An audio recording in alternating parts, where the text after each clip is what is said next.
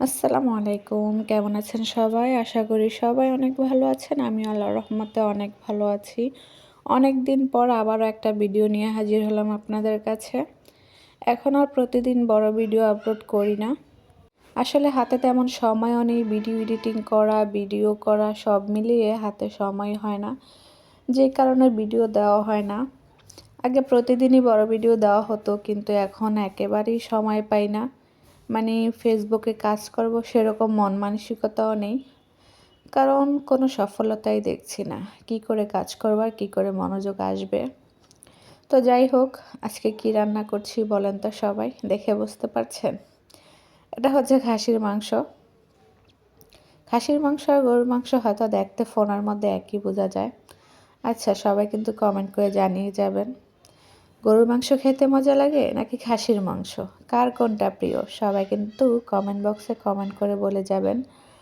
আর আমি আজকে খাসির মাংসটা যেভাবে রান্না করেছি, আমার রান্নাটা কেমন হয়েছে সবাই কিন্তু বলে যাবেন।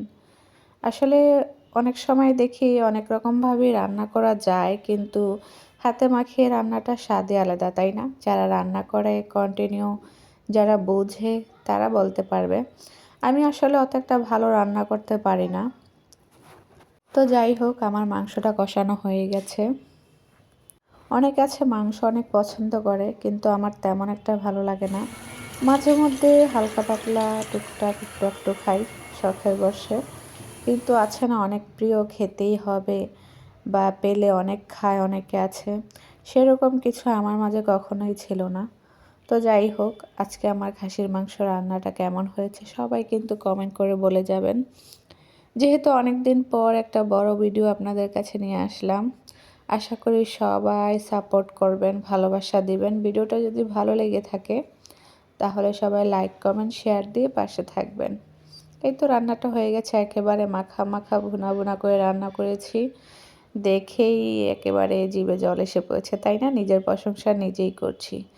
তারপর মনে করেন শীত চলে এসেছে, খেজুরের রস না খেলে চলে?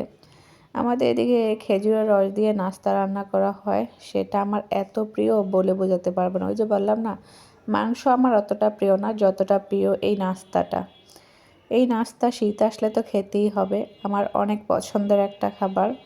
খেজুরের রস দিয়ে নাস্তা রান্না কে কে খান সবাই কিন্তু বলে যাবেন। আমার অনেক পছন্দ। আর শীতের মধ্যেই রসটা পাওয়া যায়, শীত ছাড়া তো পাওয়া যায় না। যারা খান তারা অবশ্যই জানেন। আর যত বেশি শীত পড়বে এই নাস্তাটা খেতে ততই ভালো লাগবে, রসটাও তত মিষ্টি হবে। তো যাই হোক, অনেক কথাই বলে ফেললাম আপনাদের সাথে। যেহেতু ভিডিও দেওয়ার কোনো সময়ই পাই না, ভিডিও করার সময় পাই না, ভিডিও এডিটিংও করতে পারি না, তাই আপনাদের সাথে অনেক দিন যাবৎ কোনো কথা হয় না। ভিডিওটা যদি ভালো লেগে থাকে সবাই লাইক কমেন্ট শেয়ার দিয়ে পাশে থাকবেন আশা করি। আজকের মতো ভিডিওটা